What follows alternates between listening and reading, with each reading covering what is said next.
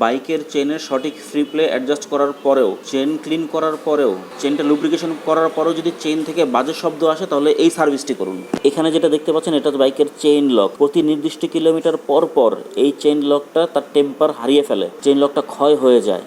So এই chain lock থেকেই vibration হতে পারে। সো এই চেইন লকটা চেইন থেকে ভাইব্রেশনের অন্যতম একটি কারণ হতে পারে। সো নির্দিষ্ট কিলোমিটার পর পর ওনার্স ম্যানুয়াল দেখে এই চেইন লকটা পরিবর্তন করে দিলে এই ভাইব্রেশন থেকে সমাধান পাওয়া যায়। সো বাইকের এই ধরনের টেকনিক্যাল ইনফরমেশনের জন্য আমাদের সাথেই থাকুন। ধন্যবাদ।